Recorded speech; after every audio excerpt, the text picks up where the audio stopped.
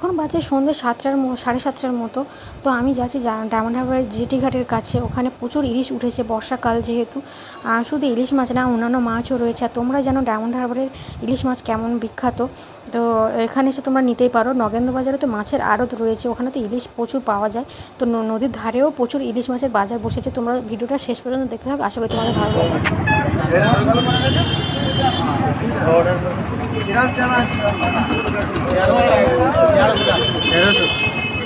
ভোলা কত করে? 300 টাকা, একদম 800 টাকা, একদম 1100 ওটা 800 টাকা, 1100 একদম 1000 টাকা দাম। চিংড়ি 550 টাকা, 600 টাকা চিংড়ি, 900 টাকা এক পিস আছে না। মাঝে হাত দাও দাদা, ধরে রাখতে পারবে না, সুইচ বেরিয়ে যাবে। মাছ কত? 450 টাকা, 650 টাকা। এই বড় বড় আছে দাদা 850 টাকা। এবার ইলিশের দাম এত কেন? আগে এবারে তুই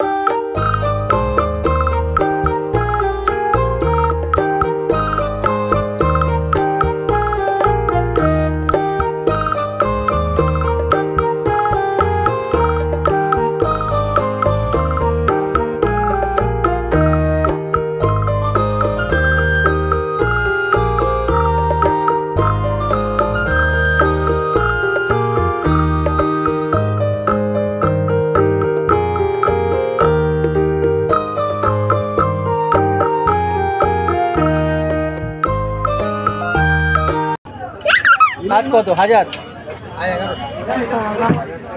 একটু ওটা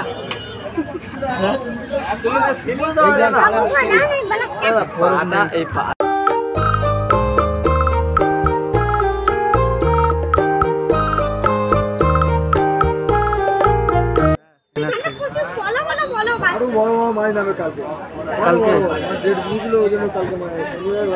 অন্যান্য বছরের থেকে এবছরে এখানে ইলিশের দাম প্রচুর হয়েছে। আর এখানে সব রকমের সাইজেও ইলিশ পাওয়া যাচ্ছে। ইলিশের দাম বাড়া এখানকার স্থানীয়রা সেইভাবে কিনতে পারছে না, প্রচুর দাম বেড়েছে বলছে।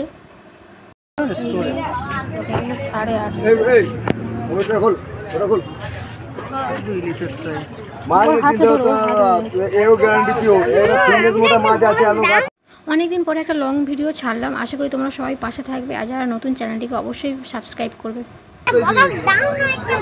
বরফ নিবি হাতে নিতে পারবি।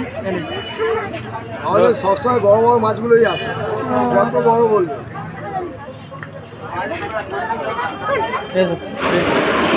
এখান থেকে নিলে এখান থেকে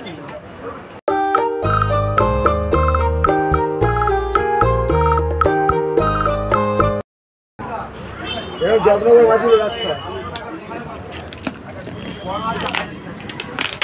এটা আরো বড়, তাই এইটা দেখো, সাইজ এগুলো কত করে? ওটা 1400 টাকা। তাহলে তোমাকে একটু কম আছে, তুমি নিলে দাও 1300 করতে। আমি জানি তো, আমি নিলে তুমি 1300 করতে।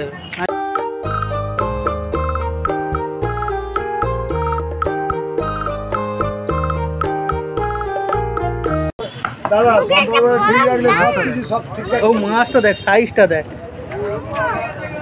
হাত দিচ্ছ, সাইজটা দেখ মাছ। ঠিক আছে, এই মালাটা নিয়ে যেতে হবে একটা না। তুই শুধু বরফ নিয়ে কি করবি? নে না বরফ নে, ফেলিস নি। আর নেয় না, আর নেয় না।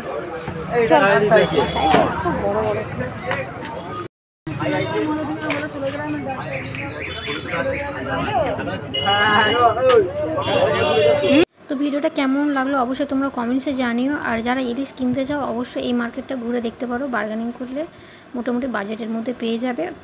প্রচুর এখানে ইলিশের দোকান বসেছে, দেখতেই পাচ্ছ। তো সবাই ভালো থেকো, টাটা বন্ধুরা, সুস্থ থেকো।